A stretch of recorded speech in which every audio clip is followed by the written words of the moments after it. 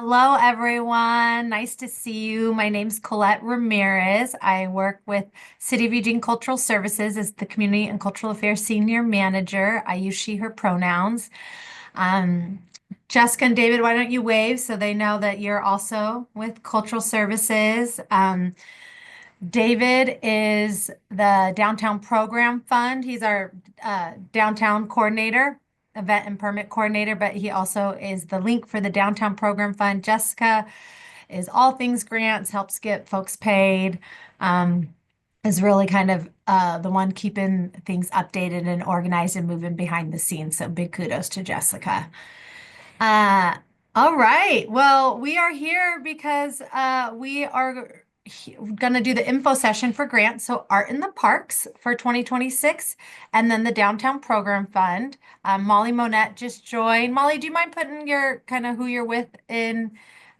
She's with Parks and Open Space. She's our other partner that helps with Art in the Parks. I'm having everyone update their name and titles. Um, So we've had a multiple successful seasons of grants for downtown. The Downtown Program Fund has been in existence since before the pandemic. And then the Art in the Parks, we've had three successful seasons of that. And they really have become a cornerstone of cultural activations for our community. Since the pandemic, we've really been wanting to uh, get resources into the hands of the community, of folks just like yourself. And it feels like community-driven events really are needed now to build community. Cultural experiences uplift the soul. There's a resonance when you have that shared experience with people.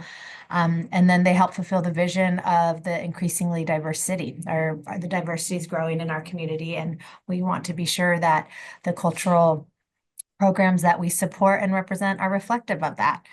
And I'm looking at my notes a little bit too, just so y'all know when I'm looking to the side. Yeah, and we just recognize the importance of the existing cultural events that occur, and then also wanting to support and encourage the growth and evolution of cultural programs.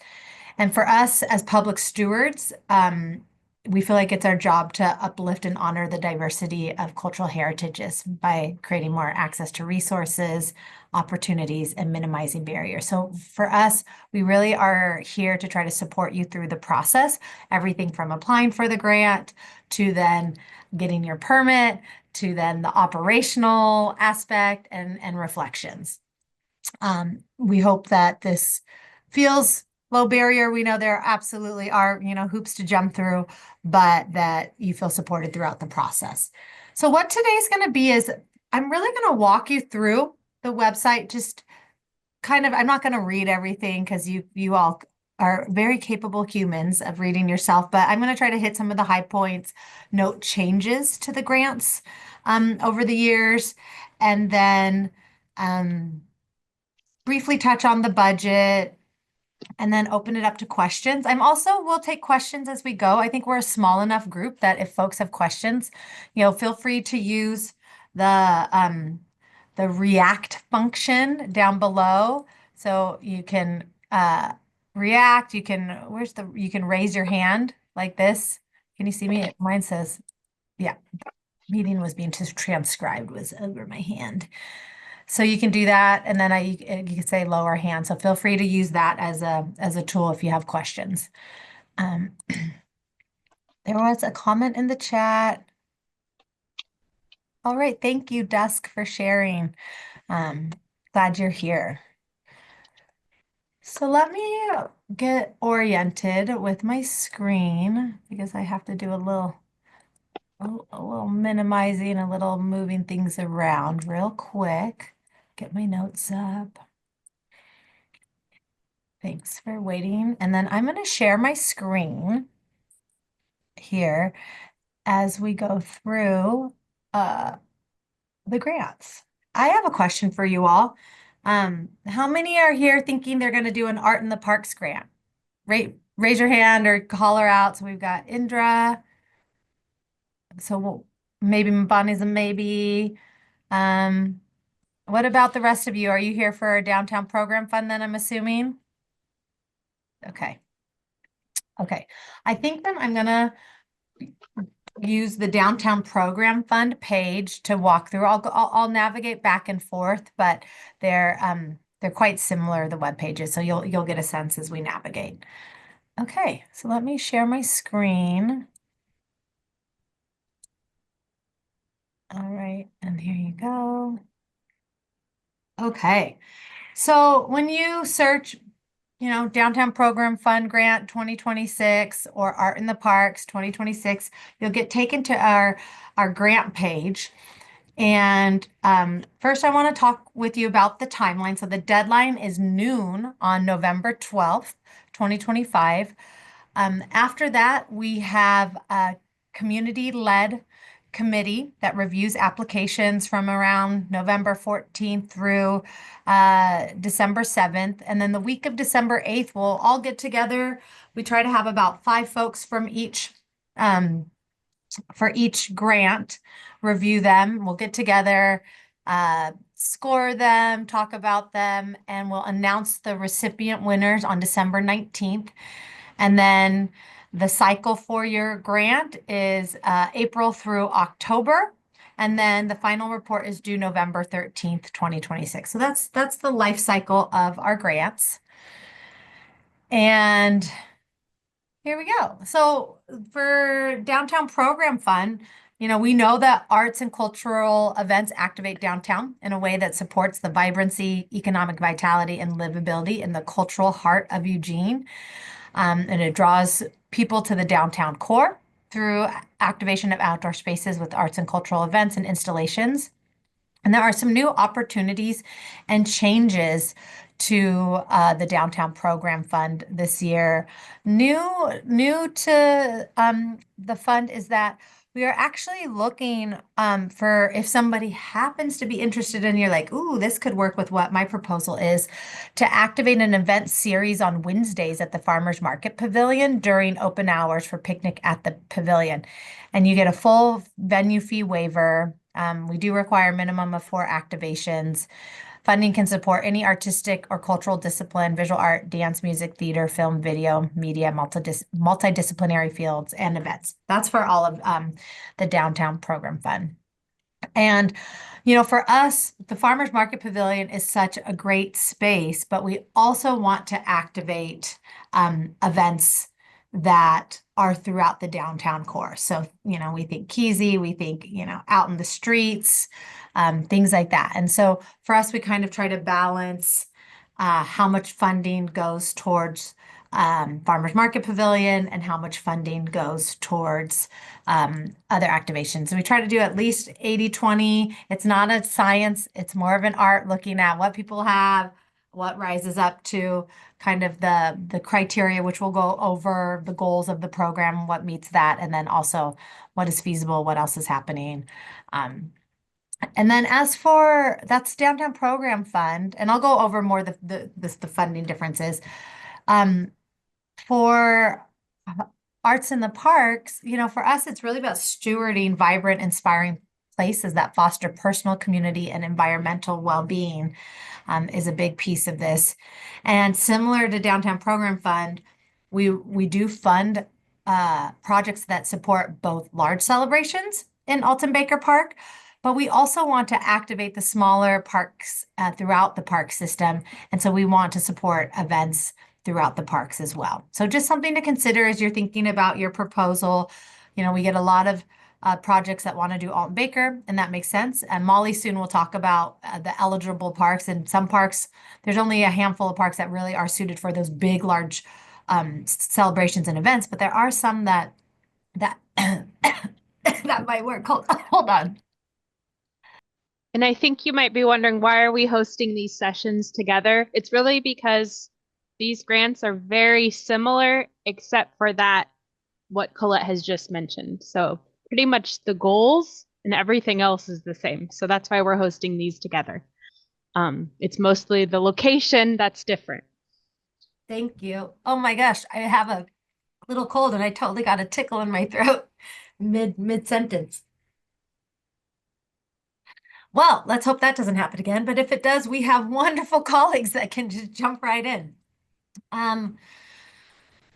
I think another new goal for us this year is to align, excuse me, is to align our efforts with the City of Eugene strategic plan, which explicitly states efforts around community belonging, climate action, and sustainability, enhancing vibrancy and supporting small businesses and entrepreneurs.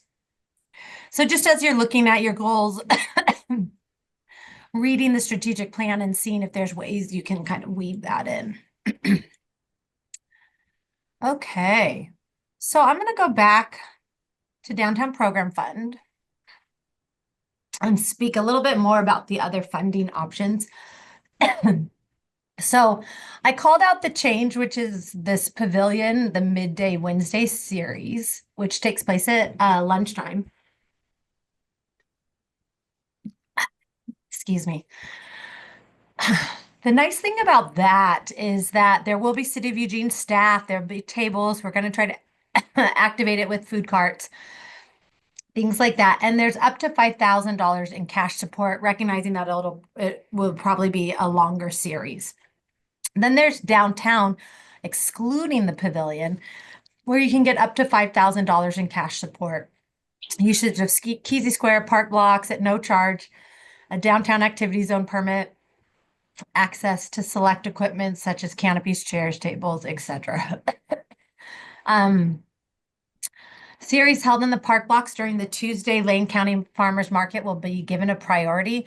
So for us with the city, one of our activation strategies is to kind of layer on existing programs that are successful, but that can kind of bleed out to have positive effects on adjacent areas. So that's why we would prioritize the park blocks, because there's a lot of energy at the pavilion, but we want to see the park blocks activated as well. And then I talked about the Midday Wednesday series up to 5,000. And then there's the pavilion, which I think you've seen. Maybe there's the Tea Festival, Asian Night Market in the past has gotten some of these, and they're not midday, they're not Wednesday, they're Friday night, Thursday night, Sunday, never on a Saturday. Oh, look at David is bringing me a tea because I'm just a little bit of a coffee mess. Oh, that is so sweet. Thank you. Yeah, please. And he's putting honey in it. I have the best team. And the difference this year with the pavilion funding is we're only offering 3,500 in support for that. And that is because as the city, as many organizations are under budget crunches, we recognize that before you get an 8-hour rental at the farmers market pavilion, and we just had to look at like how do we kind of extend the finances, and you get so many benefits from being at the pavilion. You don't have to rent barricades, you don't have to rent canopies, you don't have to rent all of that other stuff that you would if you're in other areas of downtown. So that is a change. And then for art in the parks, funding. Thank you, David. I'm going to need it. There's the small scale events. And those are ones in which a fire operational permit is not required. And some of the things that trigger a fire operational permit, if you have over 1,000 people, if you're cooking, if you have tents and canopies and membranes, it used to be 10 or more. They've kind of 500 square feet, depending on the type, up, 10. So, call them if you're like, yeah, I'm going to want partner vendors. I'm going to want tables out there. You'll want to call them to see. And then the large scale events may apply for up to $5,000. Any questions around funding?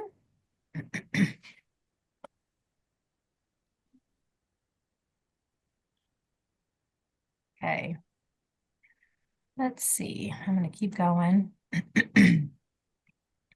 Okay, so I'm going to go back to Downtown Program Fund. I talked to some of the goals in a more abstract sense, but here they are. Drawing people, economic vitality, sense of place, helping our regional artists and arts organizations thrive. fostering a sense of belonging and safety for historically marginalized and underrepresented communities, such as Eugene's BIPOC and LGBTQIA communities, etc. Promoting that cultural exchange, which is really something for all of them. City strategic plan, fund events and projects. Art in the Parks is very similar. Where is the goals? There we go. Let me continue down. Oh, the goals are in different spots. That threw me off. Okay, so then let's go down to the eligibility. I mean, really the first thing is, I've already talked about it, 20% of funding, we're going to try to hold out for first time small scale programs. You can reapply, but not until after a previously funded program has been completed and the report's been given. So if you have an outstanding report, we won't accept your application or review it until that's completed.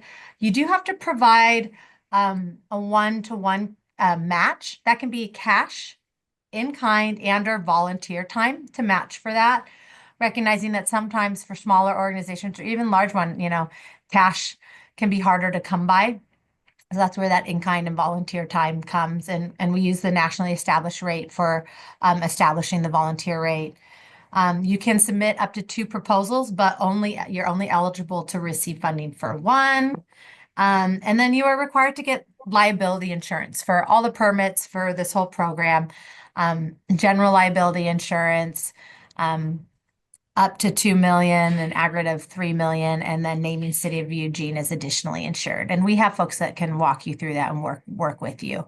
But that is an additional expense. So as you get prepared to do your budget, you'll want to do some research and call some organizations. And there's a link to here about the insurance requirements that takes you to a page that lists some possible vendors that you can get insurance from. Anything else that I want to call out? Any questions around that? For the application, we really encourage you as you think about doing this, there's the online application. For those who haven't done this before or really applied for grants much, it's really helpful if you save a document somewhere, you wordsmith it, you get it down, cut and paste into the application. Like I said, they're due at noon. If you do need language translation at all, we're happy to assist in that and can accept non-digital applications by request for accommodation purposes. Kind of same for Art in the Park, so I'm not going to go there. So for the selection criteria, so this will be important as you answer questions, and the application guides you to these selection criteria topics. But purpose for us, it's really like, what extent will the programming draw people downtown, meet the goals? So really look at the goals, look at the mission of cultural services for Art in the Parks, look at the mission of Parks and Open Space. And for us, we want to see that an applicant has demonstrated the capacity to produce the proposed programming and that have thoughtful planning. And so it's really helpful, to articulate that clearly. And of course, we're happy to support folks who haven't done that as much, but as much as you can articulate your skills and experience will help the review committee. Community impact. This is a big one. How does the project involve and contribute to the community the applicant serves? So, we want to make sure that if you're like, I'm proposing to do an event, Bonnie, I'm going to use you as an example for perhaps the dance community. I'm not even sure if that's your idea, but that you have experience with the dance community, that people, that you're resourced, that you have partners out there. Every once in a while, we'll see somebody propose an event, but they're not actually involved in that community. And that's a little bit of a red flag for the review committee, recognizing the barriers that can go to putting on an event if you're not connected into the community you're trying to represent. Is it accessible? Is it welcoming? If the program isn't free, we have given awards for ticketed events, but you need to show how you make it accessible. Do you give a certain number of tickets away? Do you work with certain nonprofits? Things like that to make it more accessible. And then sustainability is one that we've really called out this year. And this was thanks to somebody on the review panel who was like, hey, we have climate recovery goals, we have sustainability goals. Events are notorious for being unsustainable, single-use plastics, throw away. And so how have you incorporated sustainability practices into previous events if you have done them? How do you encourage, alternative modes of transportation? Do you use compostable, recyclable goods? And just how have you demonstrated those sustainability efforts? There are some resources that if you get granted, we can connect you with the waste prevention program. There's reusable dishware, there's reusable water fountains, there's resources to connect you to like compostable goods, things like that. And so we want to help you with that. And it's something that we think about, ourselves as well. And there's, I think, always room for improvement. And then the budget. Does the budget look complete? Does the budget sufficiently capture elements of the event and seem reasonable? If you're like, I'm inviting 20,000 people, and then you're like, the event only costs 4,000, you're like, there's something wrong there. Or on the other hand, if you show in your budget as you do it, you're like, wow, we have, way more money than expenses. You're like, well, do you even need the grant? And so, things to consider with the budget, and the review committee has definitely put some weight on the budget. How much are they asking? Does it seem reasonable? Really get into the details and looking at the details. Jessica, Molly, anything to add? Jessica came up. So many things. Be sure to check out the selection committee or the criteria area, because the committee will be scoring on all of these 5 sections. So really compare your grant to the questions because it will count. Also for the budget, we do have, Colette will get to it later, but a budget video. Why don't we just show there? I'll show it now. A budget video that walks you through the budget. We're also available, myself and David. If it's not jiving, call us, because there are so many problems with the budgets we're seeing. And you really need to have both your revenue source and your expenses, because otherwise we don't know that you are making enough money to cover your event. So please contact us if things are not making sense. We'd love to help you beforehand.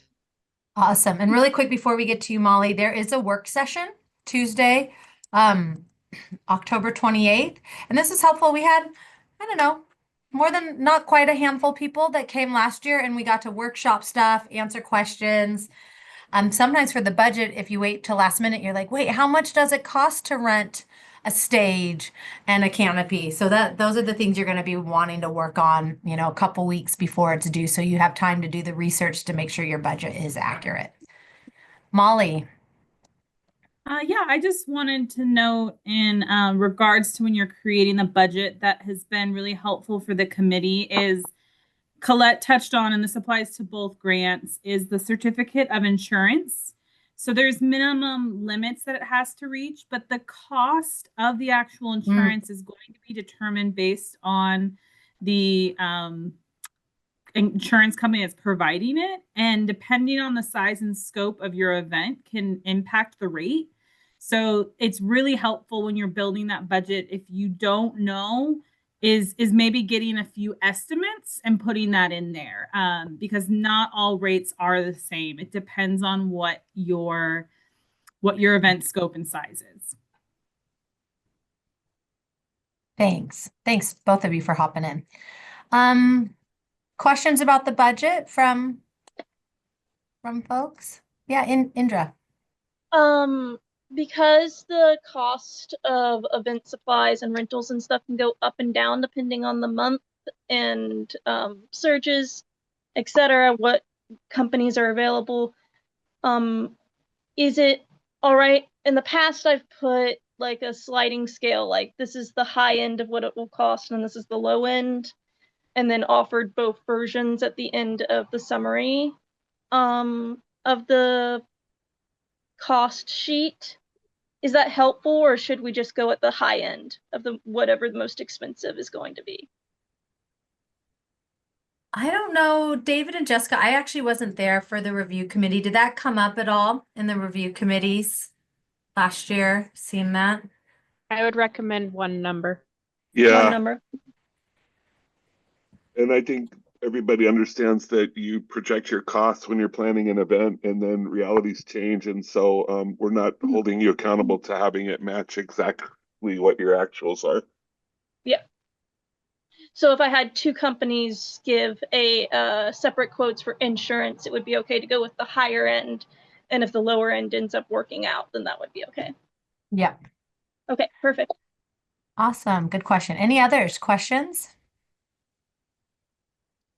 Okay. Molly, I'm going to pass it to you to talk about eligible parks for Art in the Parks. Thank you.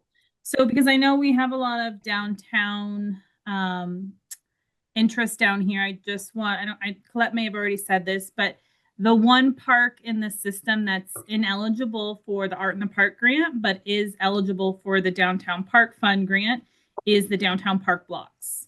So that is technically a park, but it is activated by Cultural Services. So if that's the area you want to hold your event, you would apply for the Downtown Program Fund grant.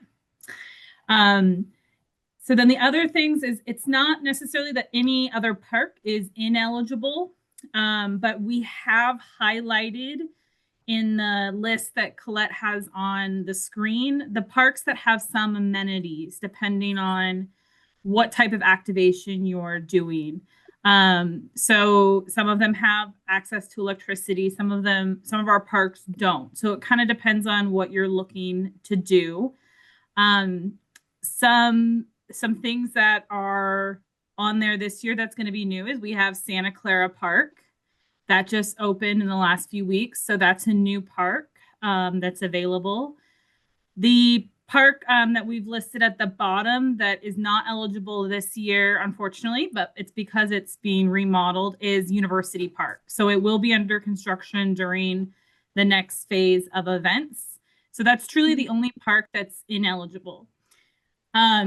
Some other highlights I'll say, though, is that we are activating the outdoor spaces of parks. Our community centers that are located at some parks are managed by the Recreation Division, and that's not included in this grant. That's not to say that if you want to do an event at Amazon and you also want to use the rec center, that you can't work with recreation to also do that. That has happened with some Art in the Park events in the past. But that is separate from this grant. So they may have fees. You could use the grant dollars to pay towards them, but it wouldn't be something we're reviewing in the grant application. We're focused on the outdoor spaces. So that's just another consideration to keep in mind. And then do we have anyone here who's specific about the Downtown Riverfront Park? I can provide a little bit more detail, or one of the things that we'll be doing on the parks end is as these applications come in, we will be reviewing them just to make sure that the size and scope is appropriate for the park before we hand these off to the committee, because we don't want to send the committee an application that maybe that park isn't the right fit for that type of activation. Bonnie. Yeah, it's so funny because I was just looking at the list and I just started to look up Downtown Riverfront Park right as you were saying that, because I think it might be a good spot for us. Can you tell me more about where that is? I'm a little Are confused. you familiar? Yeah, are you familiar with the eWeb building that is now City Hall? Yeah. So that park is just adjacent to that building. A portion of the park has been open for a few years, and the pavilion just opened last month. So it is a park that is split with the bike path going through it. But it's got some different areas to activate. I want to flag for people that are interested in using the Downtown Riverfront is two things. It is right next to City Hall, which is also city property, but that isn't property that parks can activate. That doesn't mean that we can't connect you with somebody if you also wanted to use like the fountain area behind City Hall. There's just a limitation in what I can authorize to use from a park perspective. And then thank you, Colette, for pulling up the map. If you go down to the park, there is a big green space that is between City Hall and the park. And it is owned by the city, and we are treating it as a part of the park for now, but that is the land that is going to be developed for restaurant use in the future.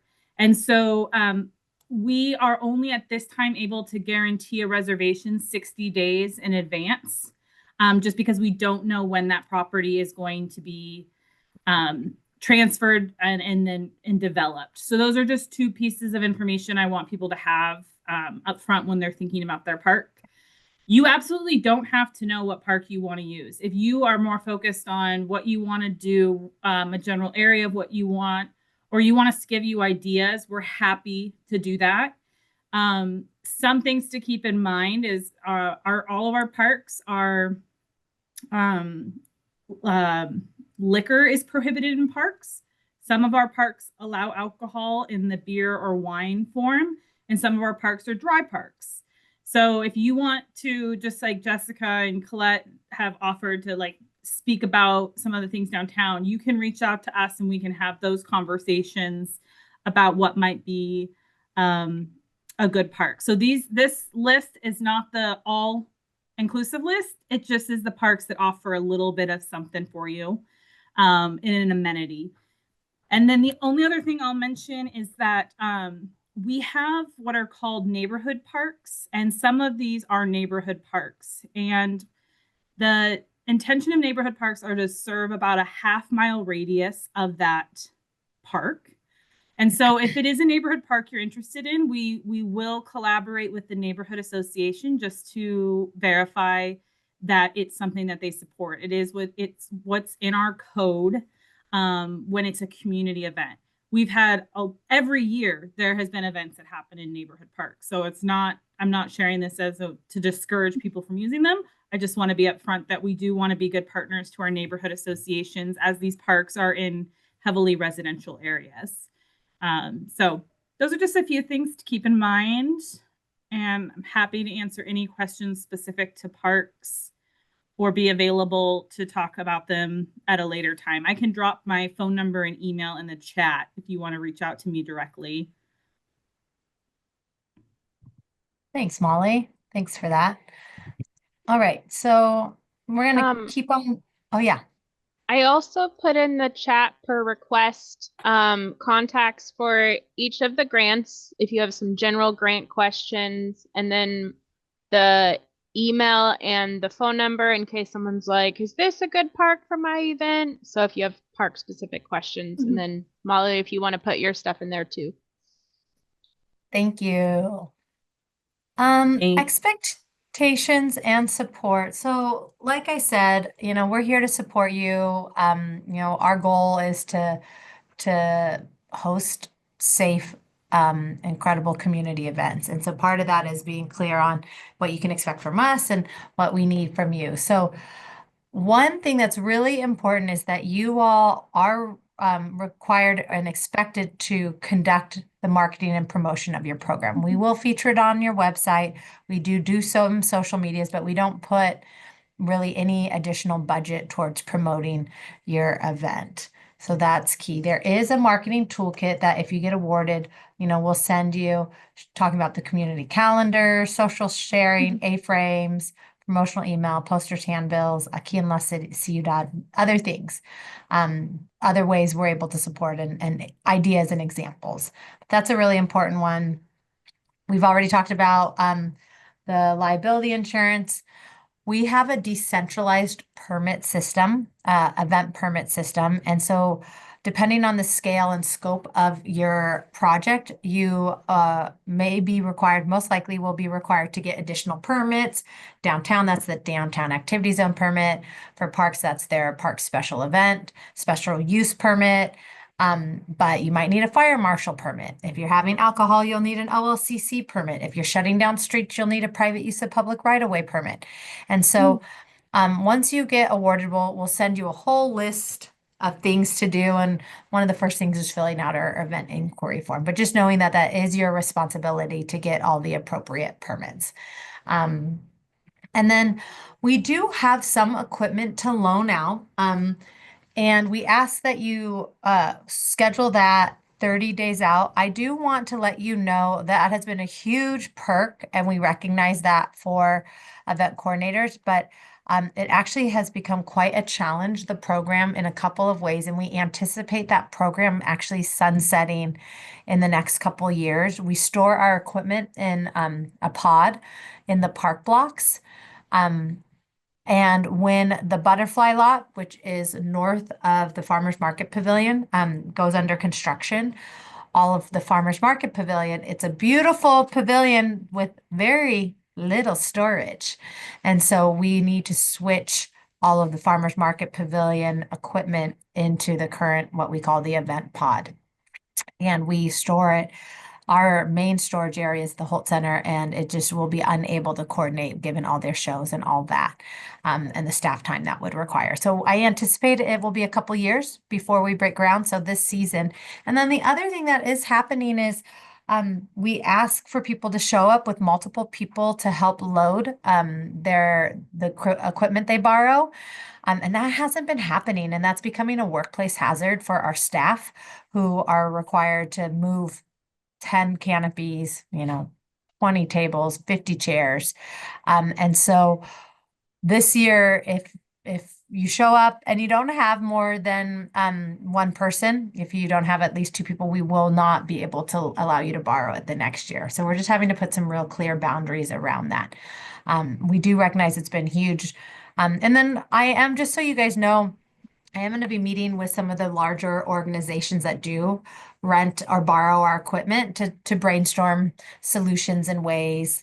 We have some potential ideas, but just not sure how those are going to pan out. But wanting to make sure you all know that in the next couple of years, you'll be needing to rent more tents and canopies, which will be an additional expense. Things like that. And so, like I said, we're trying to come up with a creative solution for that, but we will be losing our space. So that was this scheduled borrowed equipment, and that had more information to share. And then you have to submit a final report. And then for us, so the support from cultural services, and then I'll go to the parks page. We offer an initial consultation kind of early in the winter, and Jessica, who is our queen of all things admin and scheduling, helps us get those schedules, and that's where we talk more about your event, the permits you're going to need, anticipated needs.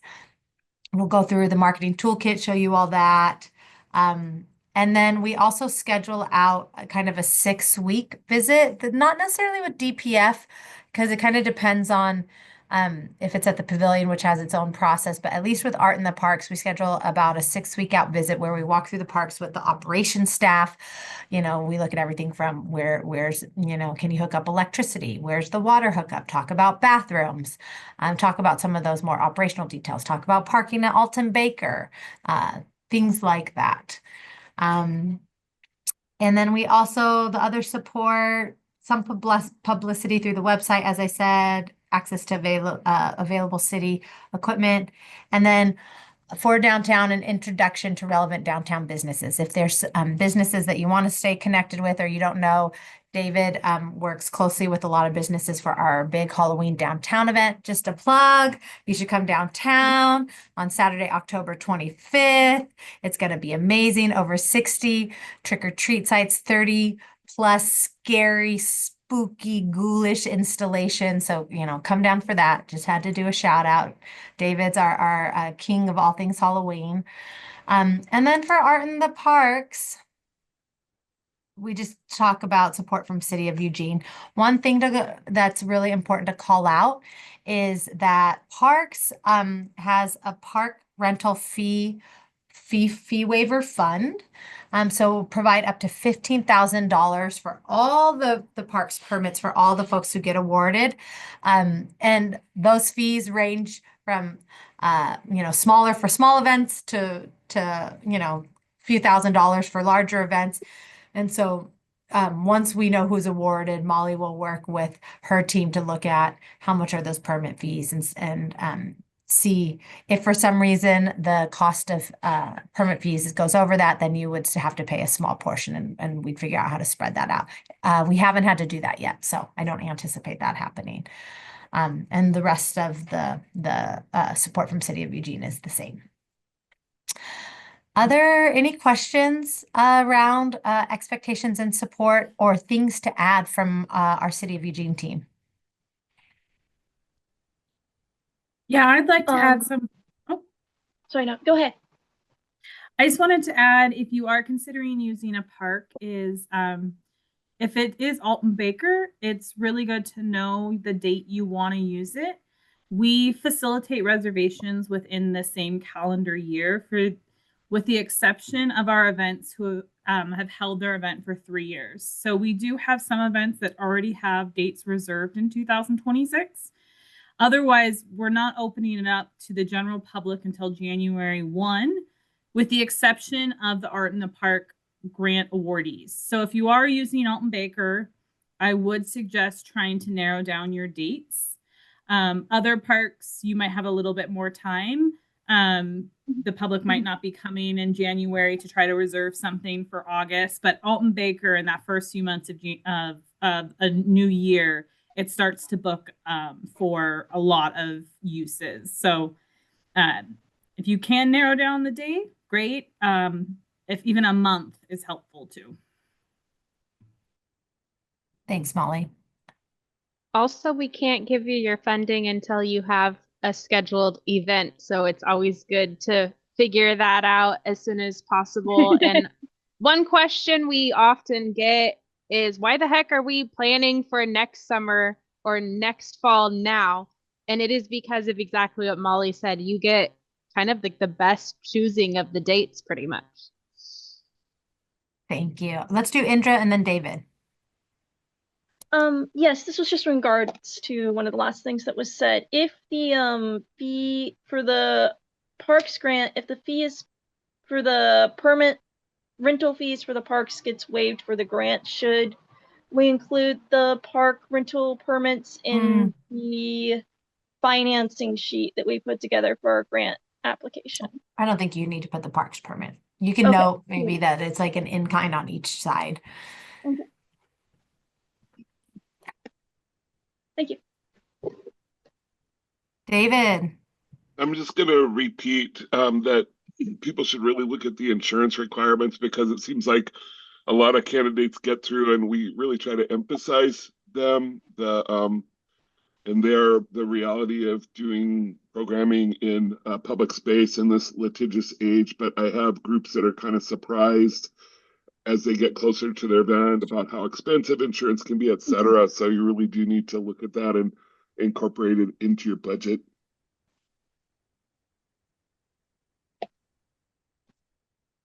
Okay. I'm not going to take the time to read these. There's FAQs, which you all can read. Related documents, the list of application questions, how to create your grant fund budget, which also is linked in the need help. There's budget information there. And then here's the timelines that I spoke about in the beginning. And then the online information session, we're doing that. And then there's the work session on Tuesday, October 28th, 4 to 6, and then the budget info video, which is helpful. I'm going to stop sharing my screen and then open it up for any specific questions you might have about your program or project, ideas. I think we can wrap up the recording. Okay, great. Okay.